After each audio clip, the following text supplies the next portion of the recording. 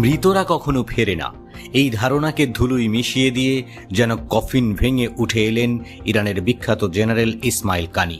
তিনি আসলে কফিনে ছিলেন না, মারাই যাননি আদতে, কিন্তু মিডিয়ার দৃষ্টিতে প্রায় দাফনই হয়ে গিয়েছিলেন।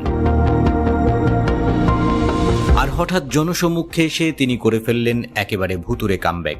তেহরানে হঠাৎ প্রকাশ্যে হাজির হয়ে সবাইকে অবাক করে দিয়েছেন ইরানের ইসলামী বিপ্লবী গার্ডের শীর্ষ কমান্ডার জেনারেল ইসমাইল কানি।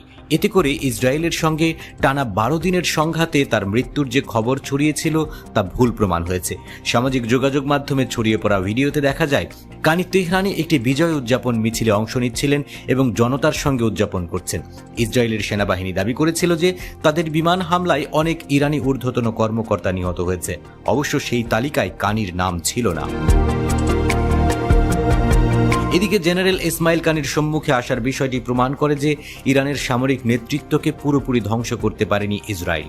কানি ইসলামী বিপ্লবী গার্ডের কুদস ফোর্সের প্রধান। এটি ইরানের বিদেশি মিত্র ও সামরিক কার্যক্রম পরিচালনা করে। তার প্রকাশ্যে আসার বিষয়টি ইরানের দৃঢ়তা ও আত্মবিশ্বাসের বার্তা বহন করে বলে মনে করছেন অনেকেই। অন্যদিকে ইসরায়েল দাবি করেছিল যে ইরানের অন্তত 10 জন ঊর্ধ্বতন কর্মকর্তাকে হত্যা করেছে তারা, যাদের মধ্যে ছিলেন গোয়েন্দা ও বিমান প্রযুক্তি বিভাগের নেতারা।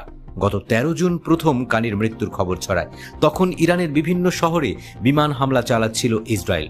মার্কিন সংবাদ মাধ্যম নিউ ইয়র্ক টাইমস বলেছিল ইসরায়েলের হামলায় কানি সহ আরও কয়েকজন কর্মকর্তা নিহত হয়েছেন। তবে মঙ্গলবার ইরানের Fars news agency social media account থেকে প্রকাশিত এক ভিডিওতে দেখা যায় কানির স্বাভাবিক উপস্থিতি। জনতার উদ্দেশ্যে হাত নাড়ছেন এবং হাসি মুখে বিজয় উদযাপন করছেন। এছাড়াও ইরানের আরেক ঊর্ধ্বতন কর্মকর্তা আলী শামখানিকে মৃত ঘোষণা করা হয়েছিল। শামখানি ইরানের পারমাণবিক আলোচনায় গুরুত্বপূর্ণ ভূমিকা রাখেন। ইসরায়েলের হামলায় তারও নিহত হওয়ার গুঞ্জন ওঠে, কিন্তু পরবর্তী সময়ে ইরানি রাষ্ট্রীয় মিডিয়া জানায় শামখানি জীবিত আছেন, দেশের জন্য যে কোনো আত্মত্যাগে প্রস্তুত তিনি। পরে শামখানি সামাজিক যোগাযোগ মাধ্যমে লেখেন, আমার ভাগ্য ছিল আহত হয়ে বেঁচে থাকা, তাই আমি আছি। আমি ইরানের জন্য শতভাগ আত্মত্যাগ করতেও প্রস্তুত। আশা নিয়ে এগোনো জাতিকে কখনোই হারানো যায় না। শহীদদের হাসিতে জয়ের আলো জ্বলে। বিশ্লেষকদের মতে ইসলামী বিপ্লবী গার্ডের কুদস ফোর্সের প্রধান ইসমাইল কানি এবং